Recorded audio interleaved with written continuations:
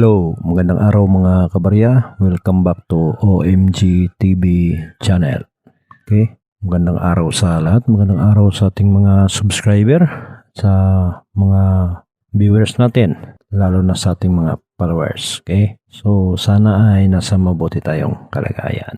Meron akong ilang pirasong barya dito. Ito ay mga 10 piso coin. So, meron akong ipapakita sa inyo at ipaabot sa inyo kung ano ba ang pinaka-importante dito sa 10 pesos na barya. So merong barya sa 10 pesos na napabalitang may ginto. Ito yung year 2001 na 10 pesos BSP coin. So marami ang nagpapatunay nito mga kabarya, at sa mga video ko ay meron niyang nagpakita nito ng kanilang mga ebidensya na ang 10 pesos na 2001 ay kulay dilaw, parang ginto nga. At marami dito sa mga 10 pesos na 2001 ay ginagawang singsing. So napakarami ang gumawa nito, at yun nga, ang katotohanan ay yung mga baryang 2001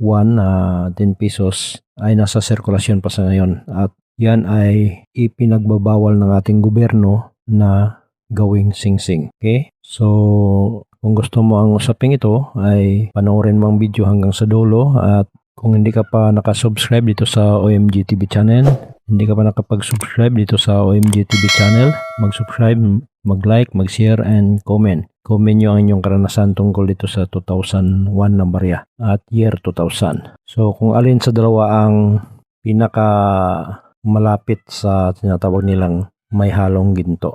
Okay? So, meron ditong nakita natin sa news na isang babala. So, meron dito ay babasahin natin ng kunti. Ito yung turning a 10 peso coin into a ring is illegal. So, yan napakaklaro, illegal in the Philippines, as it violates Presidential Decree number 247, which prohibited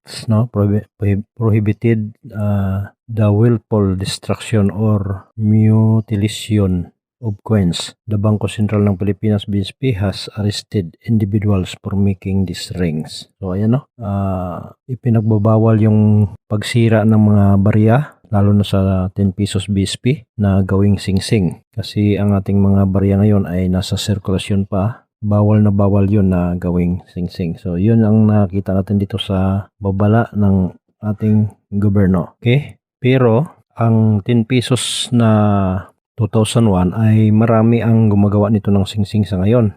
So yun siguro ay nakagawa sila kasi hindi pa nahuli, So meron tayong nakita dito din sa website, nakalarawan dito. Ito yung gold in 10 peso coin ang marka. So ayan, word has been spreading that the current 10 peso coin bearing the 2000 and 2001 year mark contains gold. Specifically, the inner disk of the coin is said to be worth between 10 to 14 carats. The reason why some people as hammering them out and casting them into gold ring. So ayan, yan kasi ang narinig or nakita ng mga karamihan na ang 10 peso coin na 2000 at saka 2001 ay mayroong ginto na tinatalang na estimated nila na nasa 10 carats hanggang 14 carats ang nakahalong ginto. So kaya ito ang dahilan kung ang karamihan ay nagbabalak na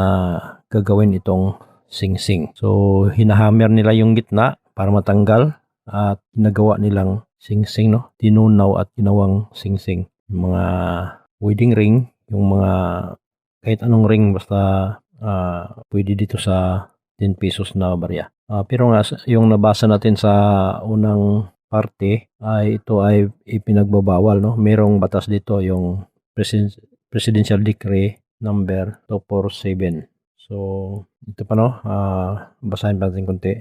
I changed upon a man selling some of these gold rings.